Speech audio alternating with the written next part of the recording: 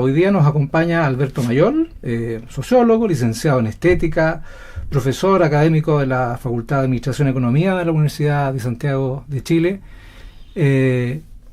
Ha sido visitante de medios de comunicación, analista, quien hoy día nos va a tratar de aclarar este panorama, y con la intención de que podamos conversar sobre cuestiones que habitualmente no te preguntan, Alberto, en los medios de comunicación, ¿no? Hoy día la idea es poder abordarlo desde una perspectiva más académica, y gracias por aceptar esta invitación. Yo quiero partir señalando que para preparar esta conversación he buscado en mi biblioteca personal algunos de los textos de Alberto, con los que alguna vez he podido orientar mis clases de semiótica o análisis del discurso, ¿no?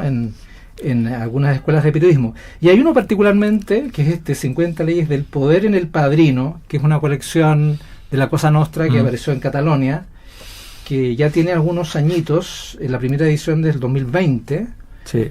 Y después han salido otras dos más ediciones, sí. Al menos acá, ¿no? Sí.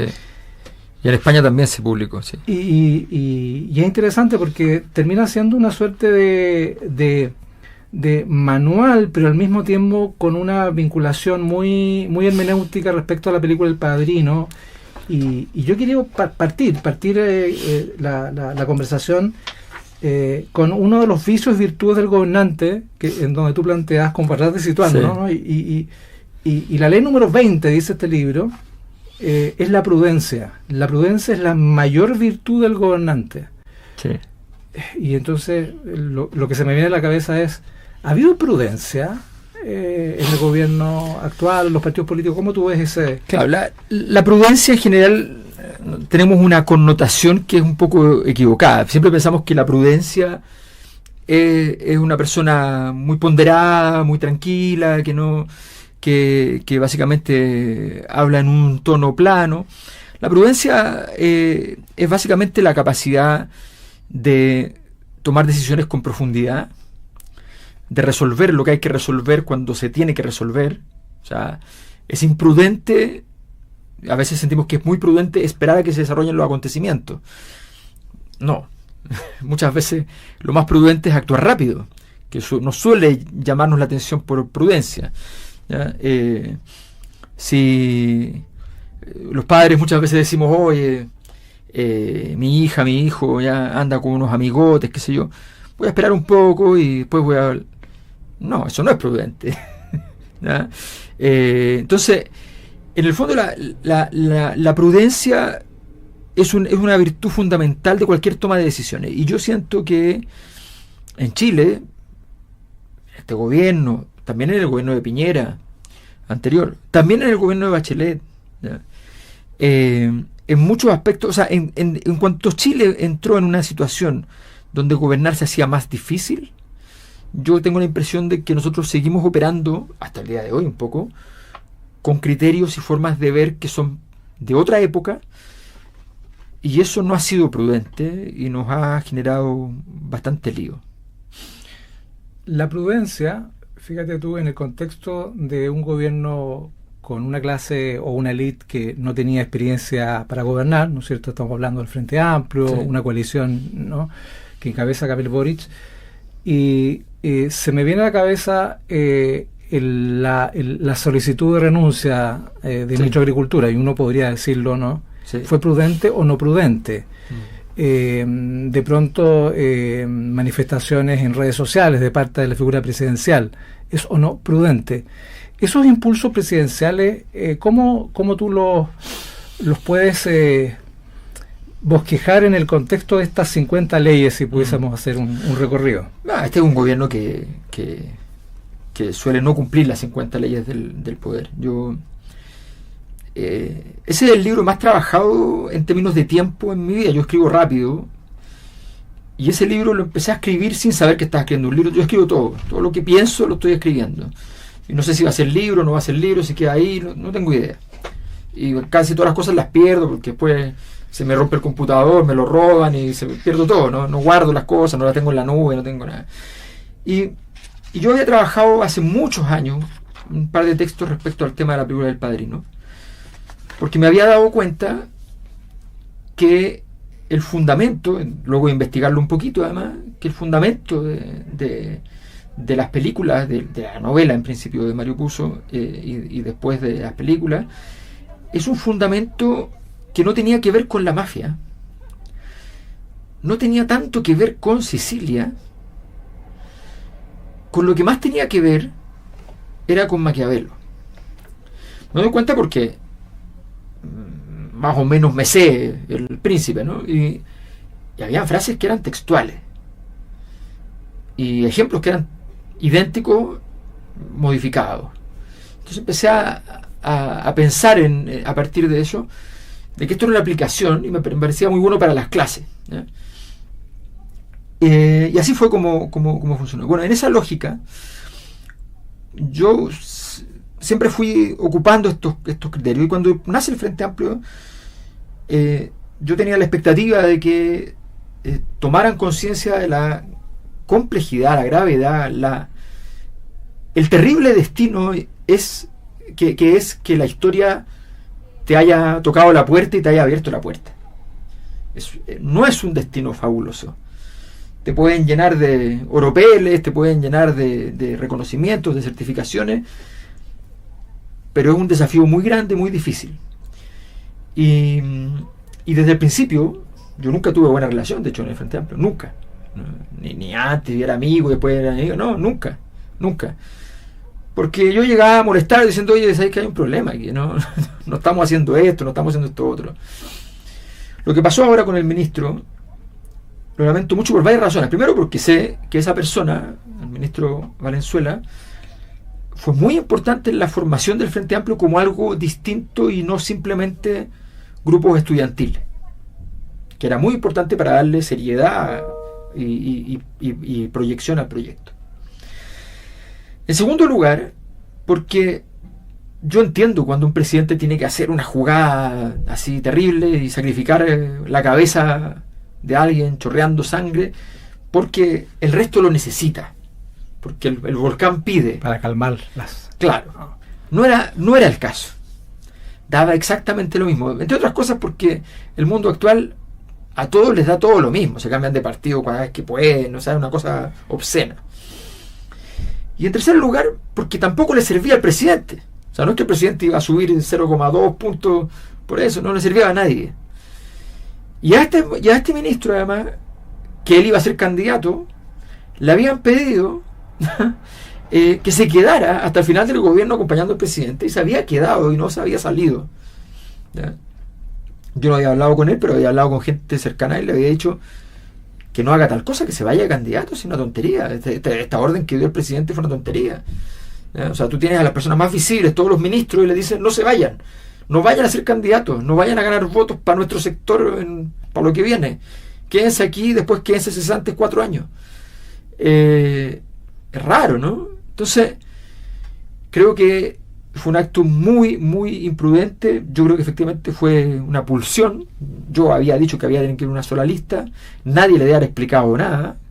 O sea, yo no puedo obligar a partidos chicos que quieren sobrevivir, que se demoran un montón en inscribir todas las regiones y que tienen que validar su crecimiento en las elecciones, no les puedo pedir que sea imposible, porque esa es la situación que pusieron a esos dos partidos, imposible poder mantener su partido con esa cantidad de candidatos. Era imposible. Ahora, esto que tú planteas respecto a la ausencia de prudencia, ¿no?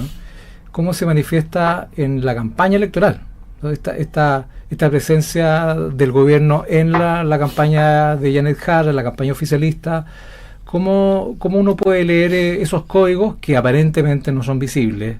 Probablemente hay cuestiones que nosotros no vamos a conocer, las universidades, los medios de comunicación, será parte del análisis de la historia, de lo que no se sabe. ¿Cómo estas leyes se aplican en esta... Además, con una candidatura que está probablemente enfrascada en repartir posiciones más bien electorales en el Senado, en la Cámara de Diputados? Sí, en el caso del oficialismo es bien claro que no se cumplen muchas de estas leyes, pero de pronto hay cosas que son muy importantes. O sea, tú tienes que tener un núcleo relativamente orgánico, ojalá pétreo, sólido, y no andar vagando por el mundo, moviéndote por el mundo en otras direcciones. Creo que eso es muy delicado, lo que le está pasando a Janet Jara, de tener que estar administrando una situación medio imposible, donde dice una cosa, le dicen otra de vuelta, da una instrucción, meten en los documentos cosas que originalmente no estaban, ¿ya? En fin, o sea, hay un conjunto de elementos que te hablan de una situación de carácter inorgánico que no ayuda en nada en ese sentido. Yo creo que hay bastante error. Ahora, yo creo que hay una problemática general, o sea, creo que la legislación se está haciendo en general faltan informes. Mira lo que te voy a decir. Aquí hay como, tú hablas con cualquier político y te dicen, no, oye, ya no necesitamos más diagnóstico. Yo te puedo decir, porque me dedico a eso, que no tienen ningún diagnóstico. Ninguno. O sea, me acuerdo primer día después del estallido, primer día hábil, ¿ya? Lunes 21. Estoy en la radio, en Cooperativa. Un conspicuo político chileno al lado me dice, es hora de actuar, ya basta de diagnóstico. Entonces, disculpa, digo, ¿tú sabes lo que pasó o no? ¿Sabes qué significa eso? O sea, la falta a mí la única persona que me llamó para saber mi opinión, y no sé a cuántos colegas los habrán llamado autoridades, qué sé yo, fue el presidente de la Cámara de Diputados en ese momento, el señor Iván Flores, que me llama y me dice, no me conocía ni nada, se consigue mi teléfono, me llama y me dice, oye Alberto, entiendo que tú has investigado estas cosas, qué sé yo, ¿podrías venir a explicarme un poco de qué se trata? ¿No? Yo no sé qué es esto. ¿No? Entonces, creo que hay una falta de información a la hora de tomar decisiones, a la hora de... Y eso le está pasando a todo. Mira, Evelyn Matei va a perder esta elección por no haberse musculado y no haber tenido un diagnóstico cuando comenzó la campaña. Ellos comenzaron ganando, entonces, bueno, salgamos a la cancha, total, ¿qué puede salir mal? Entonces, tú estabas ganando, pero tú no estabas ajustado al momento. Estabas ganando, que no es lo mismo. Parte del análisis que se hace, ahí tú me vas a decir si estás de acuerdo con eso o no, que el voto de Kast se ha ido al mundo popular, mundo poblacional. Incluso está peleando el voto ahí con Janet Jara, un voto en donde Matei no está presente. ¿Tú crees que eso es parte de la realidad que se está viviendo, probablemente incluso como una forma de espiral del silencio, o no? ¿O hay que sacar mayor datos todavía? Mira, las encuestas que nosotros hacemos, me incluyo, no permiten hacer esa inferencia. No permiten, aunque saliera el dato, porque son muestras que no son probabilísticas, son muestras pequeñas, que si tú las segmentas más y dices, está pasando esto con tal sector socioeconómico, ya estás trabajando con una muestra demasiado pequeña, ¿no? Entonces, yo no me atrevo a decir eso. Está claro, eso sí está claro, electoralmente, que hay un aumento importante del voto por derecha en los sectores populares, que es completamente lógico.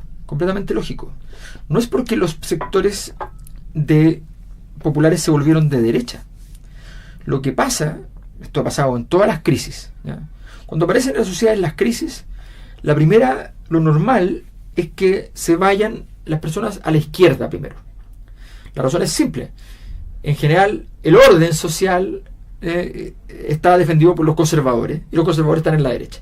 Entonces la gente tiende, como primera experimentación, ir a buscar a la izquierda, ¿ya? Y la izquierda normalmente llega a un escenario muy complejo, y la izquierda tiene ciertas virtudes en la capacidad de energizar las sociedades y generar transformaciones, pero no en la capacidad de organizar, ¿ya? La capacidad de organizar ha sido históricamente más parecida a la derecha, ¿ya? Y entonces, normalmente, cuando agarran una crisis, son muy pocos los líderes de izquierda que son capaces de vertebrar una respuesta que digas tú, esta cuestión funciona. Lula, un genio, ¿ya? Tú sacas a Lula de Brasil y la izquierda se desplomó, se acabó, no queda nada, ¿ya? es Lula, no hay más. Y es Lula, y cuando llega Bolsonaro, la verdad es que sigue las cosas que hizo Lula. En las cosas importantes, sigue lo mismo. Entonces, ¿qué es lo que pasa? Cuando tú vas a mirar el proceso, la izquierda normalmente, que sabe producir efectos irritativos, entonces la gente siente que dice, estos gallos aumentaron la crisis, ¿no? Y la gente que está despolitizada, la gente pobre no tiene derecho a tener ideología. La gente pobre tiene que sobrevivir. Por tanto, la gente pobre normalmente vota por la izquierda, porque la izquierda siempre anda preocupado de que haya asistencia pública, beneficios estatales, toda clase de cosas, y la gente pobre dice, bueno, buenísimo, ¿no? Pero si la izquierda no da respuesta, van a buscar a las derechas. Y cuando van a buscar a las derechas, van a buscar a las derechas más radicales. Esto ha pasado siempre. Van a buscar a las derechas más radicales, porque esas derechas más radicales te ofrecen más.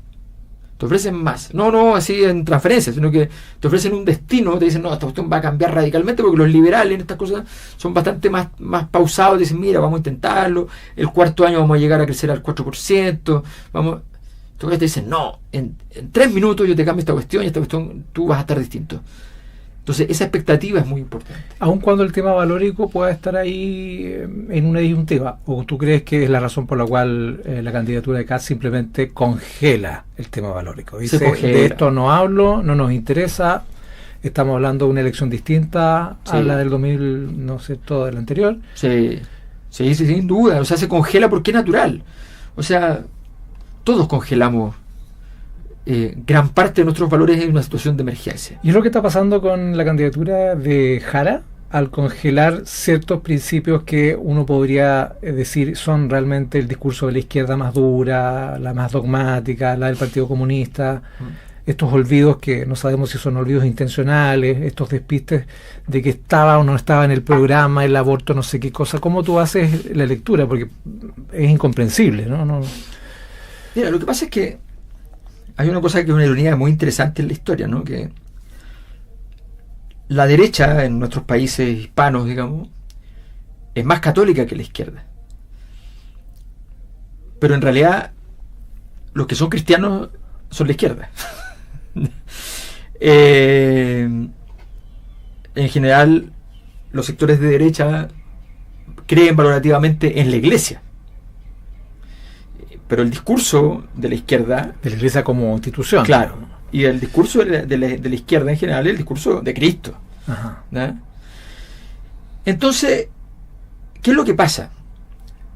Que la izquierda tiende a efectivamente salir a una discusión valorativa, que tiende a ser más etérea. Sobre todo desde la caída del marxismo. ¿No? El marxismo tenía un discurso mucho más conflictivo, ¿no? El discurso de las nuevas izquierdas es un discurso más pacífico, más democrático, más igualitario, más centrado en la distribución, ¿no? Y Chile es un país que tiene las dos cosas.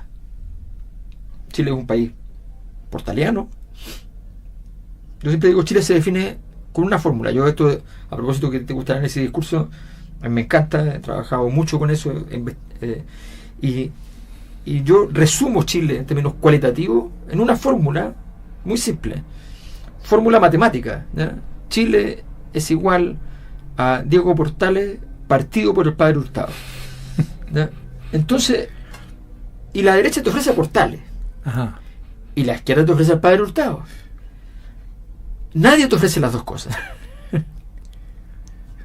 Bueno, puede que haya habido intentos, ¿ah? Estoy pensando en las primeras candidaturas de Parisi, por ejemplo. Sí, y la concertación de los 90 iba por este camino, pero se endureció en lo portaliano, ¿ya? Y tuvo miedo en avanzar en otras cosas, se le complicó la cancha, y después ya sencillamente se endureció su proyecto, no tenía flexibilidad, y ahí cuando ya pierde flexibilidad normalmente es un mal predictor, que es un poco lo que va a pasar a Kast. Kast tiene una campaña perfecta porque el escenario se cerró, está cerrado, o sea, tú lo ves y es una caja, es impresionante. Tú miras la cuestión cualitativamente y dices, esta caja no se mueve. Y en el centro de la caja hay un tipo que se llama José Antonio Kast. Está perfecto. Pero cuando tú gobiernas, todo es completamente plástico, todo es completamente móvil, todo es muy complejo. Y él tiene poquísima cintura política, no como él como persona, que también le cuesta. Es cosa de ver. José Antonio Kast duró 2 días en segunda vuelta como competidor con Boric. 2 días.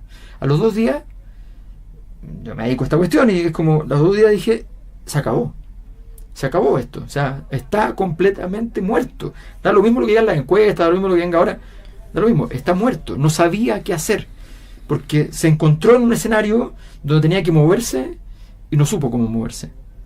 Está interesante el diagnóstico, ¿no? El análisis que estás planteando ahí. Estoy pensando en la segunda vuelta, sí, con 2 candidatos. Sí.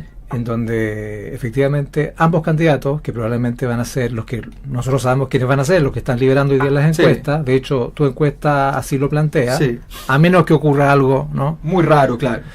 Un escándalo. Ese escenario de segunda vuelta le da la posibilidad a los candidatos de que efectivamente cambien su discurso, puedan efectivamente crecer de la manera como no estaba diseñado la primera etapa de la campaña. No, yo creo que hay muy poco espacio en esta elección. Muy poco espacio porque en el fondo, en la anterior, los 2 que llegaron eran sorpresa, ¿ya? Y por tanto, todavía había mucho espacio para moverse para distintas direcciones, ¿ya? La jugada de subir a Isquia Siches fue brutal en ese sentido porque construyó una doble campaña en la práctica. O sea, la candidatura de Boric tenía 2 candidatos en la práctica, en segunda vuelta. Es una cosa muy inusual, es una cosa mágica.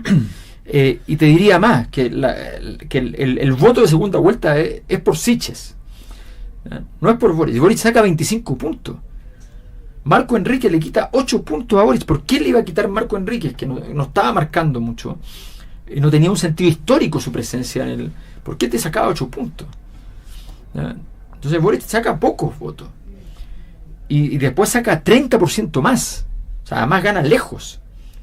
Entonces era un momento mucho más abierto. Ahora, en el fondo, la situación de Jara es muy difícil. Muy difícil, primero porque tiene el lío interno y esa cosa es horrible. Y en segundo lugar, porque tú llegas a esta cajita que está perfectamente armada, donde todos los temas que tú tratáis de entrar son los temas que él lleva trabajando 8 años, y tú estás ahí recién llegando a esos temas. Tratas de levantar otros temas y la prensa te va a llevar a lo mismo, ¿no? Se te hace muy difícil. Tienes que empezar a entrar como en el tono de denuncia.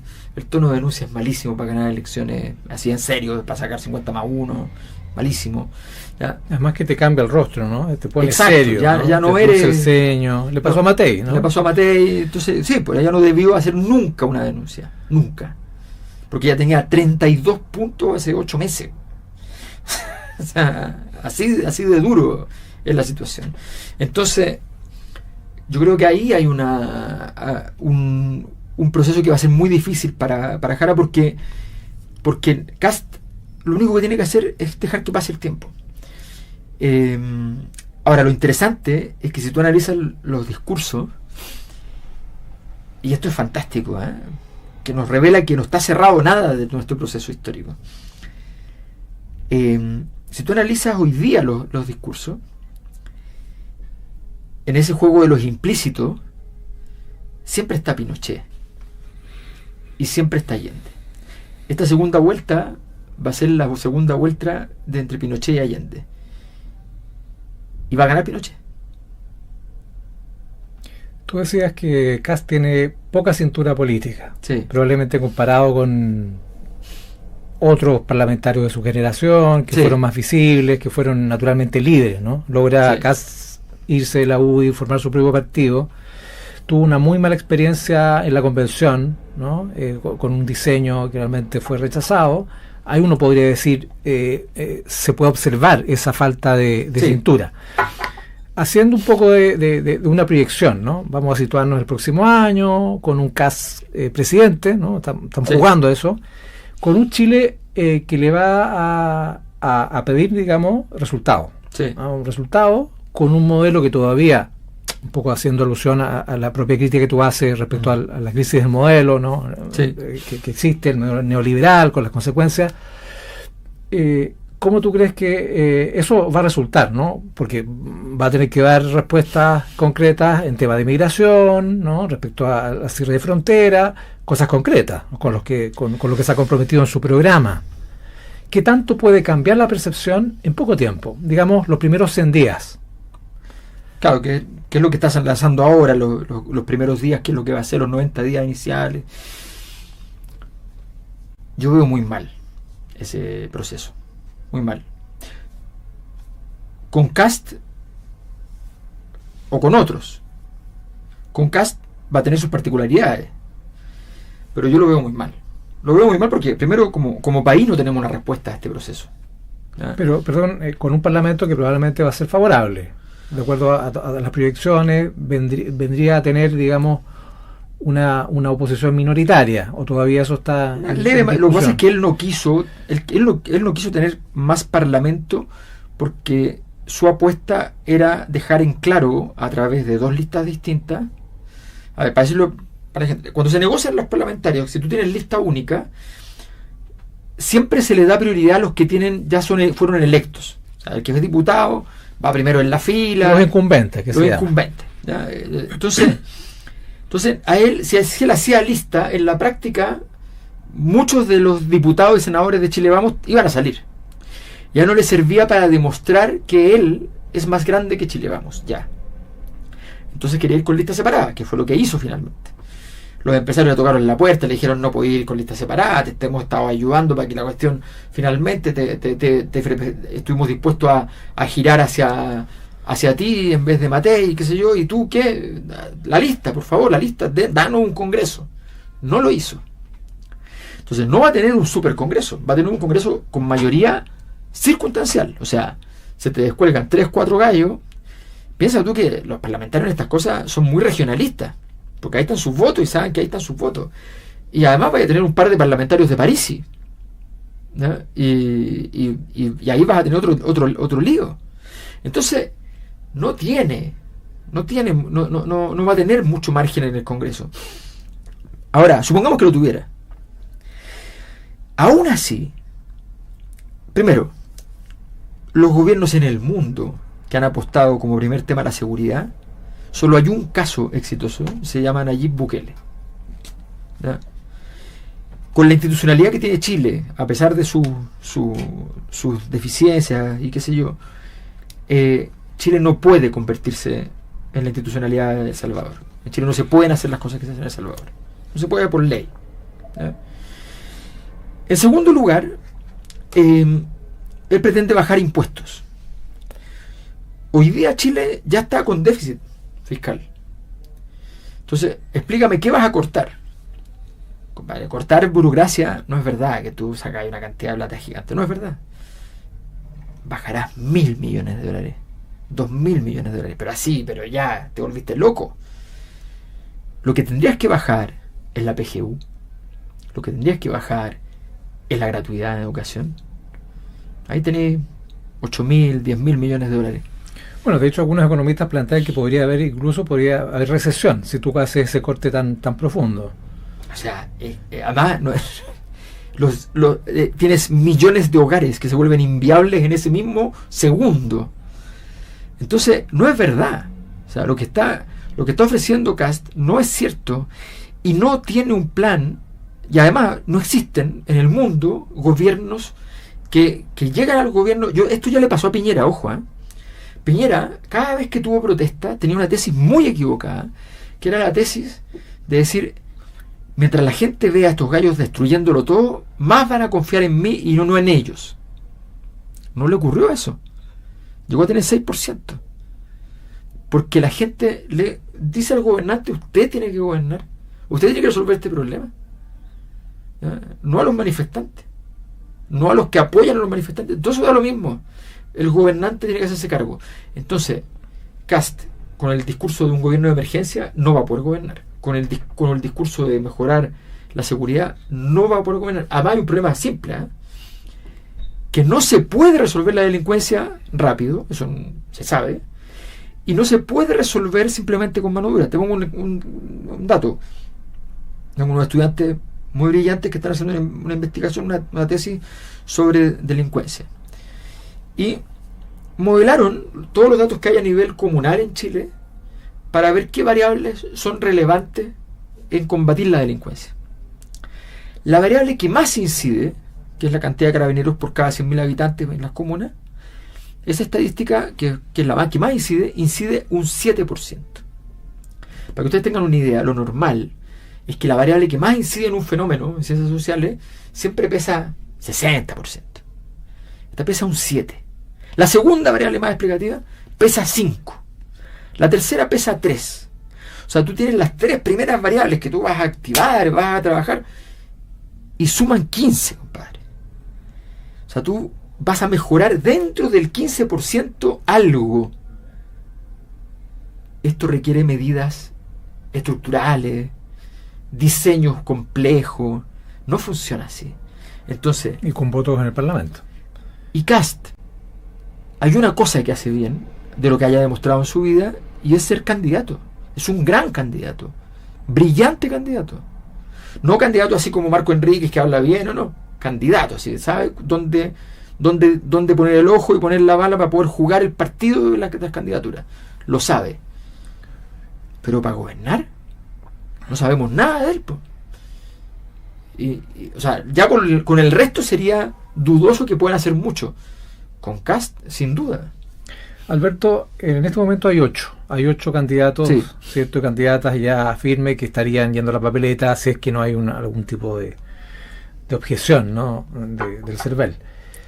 Estos candidatos minoritarios, por sí, decirlo de alguna manera, aquellos que no llegan a marcar 10 puntos, ¿tienen algún destino, a tu juicio, conociendo el actual escenario electoral? Hay mucho ruido de que supuestamente Parisi venía caminando para acá y me para un tipo y me dice, Parisi, ¿cuánto marca? Entonces le digo 7. Entonces me dice, no, 18. Entonces le digo, no, ya, de verdad no. No, es verdad que en el norte, por ejemplo, a Parisi ya muy bien, ¿ya? Muy bien. En algunas regiones puede sacar 15 puntos, ¿ya? En otras regiones sacar 10, pero del centro para el sur cambia radicalmente, ¿ya? Hay 2 candidaturas que son hijas de la mirada apocalíptica, que es Parisi y Kaiser. Entonces, la tendencia ha sido de como, no sé, como que Kaiser o Parisi que crezcan, que son los dos, se llevan votos bien parecidos. Pero Kaiser ha tenido la capacidad de mantener hasta el momento, no sé, yo ahora estoy terminando el terreno de la segunda, estoy haciendo quincenal la encuesta, no sé cómo está, pero la última estaba en 10%, y hace rato viene en 10% Kaiser, y se ha mantenido ahí, no ha perdido, no se ha movido, que es lo normal. Y Parisi ha subido un poquitito, pero de 5 a 7. Y sigue estando cuarto Parisi. Y sigue estando cuarto. A pesar de que en algunas encuestas sigue estando quinto. Apareció tercero, creo, ¿no? No, sí, pero ya, es que a mí me pone de los pelos la cuestión de la encuesta, porque tú en alguna entrevista tú hiciste tus críticas y, sí, y quiero también ser honesto en esto, porque generalmente aquellos que hacen encuestas no hablan de encuestas ajenas. Yo no sé si por alguna razón ética, por algún tipo de compromiso. No, porque tienen, ¿no? son empresas. Tú hiciste una crítica académica concretamente, sí, y me gustaría que nos explicaras, así como con peras y manzanas, cuál es la metodología que utiliza la Cosa Nostra,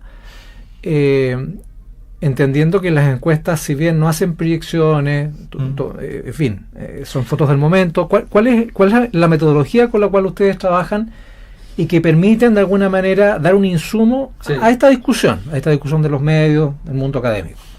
Mira, mi encuesta es la más precisa del sistema en la realidad. Esto lo parto diciendo para decirte que, claro, vamos a estar muy orgullosos, pero mi encuesta es la encuesta que puede hacer una persona que estudió metodología 2. No es ninguna maravilla. Entonces la pregunta que yo me hago es cómo yo le gano, con personas que me ayudan componiendo 10.000 pesos y qué sé yo, cómo yo le gano a empresas que facturan 30 millones de dólares al año, 15 millones de dólares al año y que pueden financiar una encuesta que yo asumo que debe ser mejor que la mía. Entonces, yo cuando partí la encuesta no pensaba hacerla predictiva, porque entendía que no tenía la capacidad de inversión para hacer una encuesta más robusta. Pero le he ganado a todos. Entonces, a mí me parece súper peligroso. Yo no entiendo lo que está pasando. Hay errores metodológicos. La mayor parte de los errores metodológicos están en 2 dimensiones. Las muestras de todos los que estamos haciendo encuestas hoy día son muestras subestándar. No son muestras buenas. Lo voy a hacer un poquito mejor, un poquito peor, pero no son muestras probabilísticas. Hoy día hacer encuestas probabilísticas es muy caro y muy difícil, ¿ya? La hace el CEP, ¿ya? Una encuesta totalmente desaprovechada, ¿ya? Pero además te demoráis 2 meses en el terreno, entonces al final no son viables. Por eso todos hacemos otro tipo de encuestas. Pero después vienen etapas en las cuales tú puedes mejorar tu instrumento, ¿no? Un buen cuestionario. Hay pésimos cuestionarios. Un buen cuestionario, ¿qué significa? Significa que busques estrategias para recoger la mayor cantidad de datos posibles sin otorgar sesgos, ¿ya? Hay toda una serie de metodologías para eso. No es fácil. A veces porque es la clásica pregunta que es más bien tendenciosa y que termina finalmente confirmando una cierta hipótesis. ¿Quién le gustaría que fuera el próximo presidente? Eso no es un voto. Es quién le gustaría, ¿ya? Eso maximiza a ciertos nombres y minimiza a otros nombres, ¿ya? Entonces esa pregunta tú no la puedes hacer porque tú no le estás preguntando gusto, le estás preguntando un voto, ¿ya? Entonces, y hay encuestas que te publican eso. O cuando se medía la primaria en medio de un escenario de todas las candidaturas. Es una primaria. Es un escenario donde hay una papeleta que tiene una cierta cantidad de nombres. Diseña esa papeleta y ve quiénes van a ir a votar. Trata de estimar los que van a ir a votar.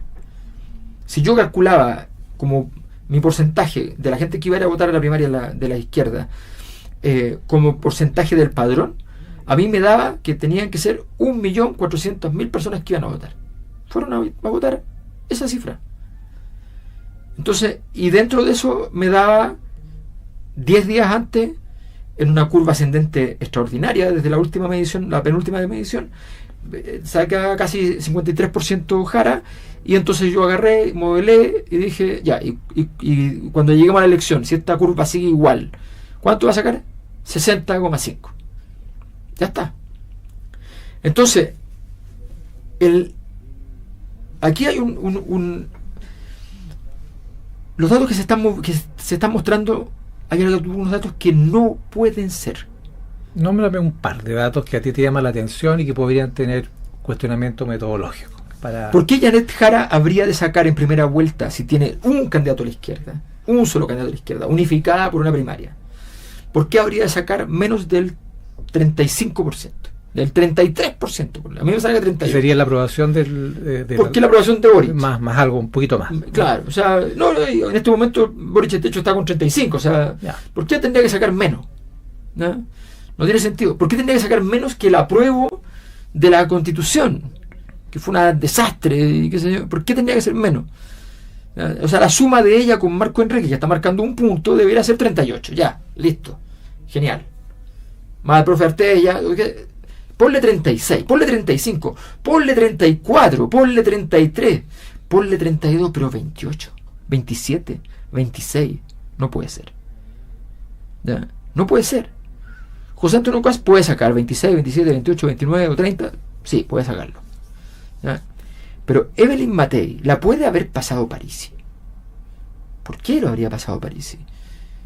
¿Qué milagro habría ocurrido para que suba Parisi? O sea, ¿por qué? Porque tú dices, bueno, pero esto tiene que tener alguna relación con la realidad. ¿Y por qué de repente baja un montón, hace un cambio de comando y sube 5 puntos y a la semana siguiente Matei baja de nuevo 3 puntos? Eso no existe. Explico una cosa. en estadística, en fenómenos sociales, en cualquier fenómeno, la curva, si tú te vas yendo para abajo, para abajo, para abajo, ya, y de repente llega a un valle y ya dejas de bajar. O te quedas ahí, o rebotas y empiezas a subir. Entonces, si empiezas a subir y subiste 5 puntos, que es un montón, ¿no? Subiste 5 puntos en una semana, ¿por qué a la semana siguiente vas a bajar 3 puntos si no ha pasado nada? No tiene sentido. Está lleno de cosas que no tienen sentido. Entonces a mí me asusta, me preocupa, porque hemos estado viendo tantas cosas, lo que pasó con los bots de Kast y qué sé yo, lo que pasó con todas esas cosas. Además que son resultados que están de alguna manera también marcando la agenda, se están tomando decisiones en base a esos resultados, vocerías que están saliendo, que están cambiando, asesorías comunicacionales también que están cambiando, sí, ¿no? En medio de este escenario. ¿Cómo poner paño frío a todo este debate? Quedan algunos meses, ¿cierto?, de campaña, para tratar de observar, ¿no?, esta realidad, ya sea a nivel académico, los estudiosos, a quienes nos gusta la política de alguna manera, cómo frenar los entusiasmos para tratar de comprender los fenómenos que están ocurriendo a nivel micro y también a nivel macro. Incluso podríamos considerar el panorama internacional, cómo podría afectar algún tipo de conflicto bélico exterior, todos esos elementos. ¿Cómo tú observas estos meses que quedan de campaña? Es muy difícil. Mira, a mí hace 2 meses, ¿ya?, yo cada vez que saco la encuesta, la Teresa Marinovich me pide que hagamos una presentación de la encuesta para su público, ¿ya?, que es más de derecha, que sí. Hasta hace 2 meses en la transmisión era muy pacífico todo, y la gente, ¡ay, qué interesante, muchas gracias!, qué sé yo. Las últimas veces como una cosa,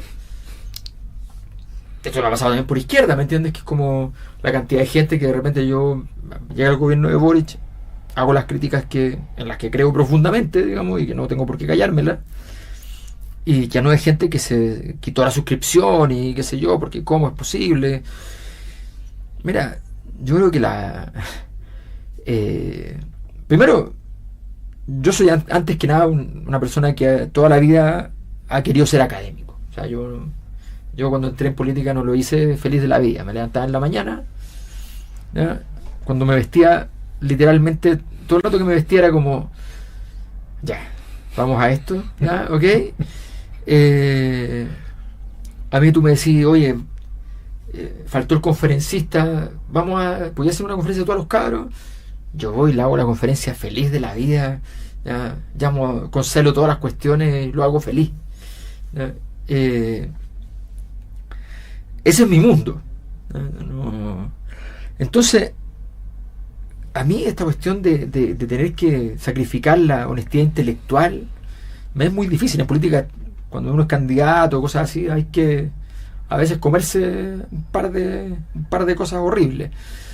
Pero a mí me molesta que estemos en un clima que no permita esa conversación. Se hace muy, muy, muy complicado y no hay unas ganas de... nosotros hicimos en algún momento un ejercicio con Joaquín Lavín, ¿no?, que fue trabajar juntos ciertas políticas públicas y proponerlas. Y era loco porque era como... de repente hablábamos con ciertos lugares y nos decían, sí, pueden venir, pues en realidad puede venir uno de ustedes. Pero si somos los dos. Cosas así. Ahí tenemos un problema con la capacidad de entender que aquí hay fenómenos que nos exceden en nuestros sueños, nuestras ganas, y que uno tiene ganas de tener la razón, pero no siempre la tiene. Oye, hay una ley, perdona que vuelva a tu libro, que dice, en momentos difíciles gana tiempo. Es muy importante. Es feo, ¿ah? Es feo. ¿Puedes dar algún ejemplo reciente? A mí se me vienen algunas ideas, pero... A ver... en el sentido de que no tomes decisiones, no hables de inmediato, gana tiempo. Sí. Por ejemplo, a ver, el gobierno ahora va a ocurrir. Ahora le va a pasar una cosa donde va a tener que ganar tiempo Boric. ¿Por qué? Porque todo indica que el diseño que hizo Estados Unidos para la intervención sobre Venezuela es un diseño muy inteligente. Es un diseño basado en la extracción de un delincuente, que curiosamente es el presidente, y cuyo efecto es el efecto del reemplazo del jefe de Estado, un golpe de Estado. Pero es una extracción de un delincuente, ¿no? Y que probablemente lo sea, ¿ya? Solo que no siempre se invierte tantos recursos en extraer un delincuente, ¿no? Y probablemente esté súper negociado porque acaban de terminar una reunión en Alaska con Putin, y Putin era el que estaba salvando los muebles en Venezuela, y el que le había salvado los muebles la vez anterior que Trump había dicho que iba a intervenir, y por lo tanto la cosa calza para que va a ocurrir y se va a producir la extracción de Maduro. ¿Qué hace Boric? Porque Boric reconoció el triunfo del opositor, González. Pero está en contra de los golpes de Estado. Y a una intervención extranjera de Estados Unidos. No tiene respuesta correcta. Además, es presidente chileno, con un pasado, digamos. Exacto, ¿no? Exacto. Entonces no tiene la intervención norteamericana, o sea, es el infierno. El fantasma de Allende ahí, ¿no? No tiene jugada. Entonces, ¿qué es lo que va a tener que hacer el presidente? Va a tener que ganar tiempo, dejar que las cosas pasen, no decir ni una cosa. Además, que para ellos es muy difícil porque están acostumbrados a esta cosa de que reacción instantánea, todo por lo bueno, nada por lo malo, ¿ya? Entonces esta mirada bien ingenua, digamos, de la política. ¿Qué es lo que van a decir? ¿Cómo lo van a hacer? Me gusta esto, pero no me gusta esto otro, que capaz que lo digan, que lo que tiene que hacer el presidente es ganar tiempo. Ahí necesita esperar que pase, tranquilizar las aguas, ¿ya? Ver cómo se define el asunto, y cuando se defina, en un acto completamente sólido, completamente enfático, ¿ya? Ir a favorecer al señor González, que ya lo había reconocido, ¿ya? Ir a darle la mano, felicitarlo y darle todo el apoyo de Chile para el nuevo gobierno de Venezuela. Pero eso va a tener que hacerlo con mucha dificultad, con un Partido Comunista enredadísimo con la situación. Es muy difícil. A Jara le va a pasar lo mismo, va a tener que inventar. Y vamos a ver cómo las candidaturas también van a reaccionar frente a ese hecho inminente. Alberto, para terminar, una última pregunta, se nos va el tiempo. En mi colección está este texto tuyo, Piñera Porno, Clímax y Caída de la Obscenidad Neoliberal. Es un pequeño librito que tú sacaste hace un tiempo. ¿Cómo tú lo lees ahora? ¿Cómo ves este libro hoy día frente a la ausencia de Sebastián Piñera, frente a una derecha que quedó sin liderazgo? Si tuvieras que escribir una suerte de epílogo a este texto, ¿qué es lo que escribirías ya con esta nueva realidad? Lo estoy escribiendo sobre Boric. En general los presidentes tienen continuidad a pesar de todas sus distancias. O sea, si uno mira de Bachelet a Piñera, hay elementos de continuidad, hay una privatización cognitiva en el sentido de que Michelle Bachelet centró su gobierno en una relación casi personal con Chile, ¿ya? Y Sebastián Piñera primero trató de hacer un gobierno más empresarial, le salió mal, el lucro apareció como la maldición, no supo cómo manejarlo eso, y después quiso hacer una jugada distinta, que fue una jugada más internacional, y no le funcionó para nada, ¿no? O sea, le funcionó internacionalmente, pero no le funcionó para vertebrar nacionalmente el proceso. Pero en general sus formas de afrontar toda la crisis, y ahí está la pornografía, se refiere a este grado de obscenidad, de responder a problemas muy complejos, ¿ya? Con respuestas mecánicas, sin complejidades. Yo lo conversé con él, eso lo conversé poco antes de que muriera. Quedamos a almorzar, pues me llamó, yo ya estaba en España y no pudimos coincidir, pero estuvimos conversando largamente después de una entrevista que tuvimos yo primero, después él en Canal 13, y nos quedamos un buen rato ahí conversando, varias horas. Y la verdad es que creo que si hoy día hiciera la lectura, básicamente pienso en la continuidad de alguna manera entre esa obscenidad, esa incapacidad, ese vaciamiento. O sea, Piñera es un tipo que ganaba todas las batallas y perdía las guerras. Y de alguna manera el vaciamiento de la política que él dejó no fue llenado de política y de decisiones y de programas de programas de gobierno, de ideas por parte del gobierno de Boric. Más bien el gobierno de Boric fue mantener ese vaciamiento a partir de la tranquilidad del hecho de que esta generación nueva, la gente dice, bueno, es lo que viene para el futuro y ya está. Y por tanto no se exigieron. Piñera se exigió, pero no sabía hacerlo. Yo no sé si Boric y compañía saben hacerlo. Lo que sé es que ese esfuerzo fue limitadísimo. Alberto, gracias por la oportunidad de poder escucharte y agradecer a quienes nos sintonizaron en este capítulo de Mirada Electoral. Junto a Alberto Mayor, esta tarde también invitamos a nuestros espectadores para un próximo episodio para hablar de política, de medios de comunicación desde una mirada académica, abordando temas que habitualmente no se abordan en los medios de comunicación tradicionales. Muchas gracias. Nos vemos.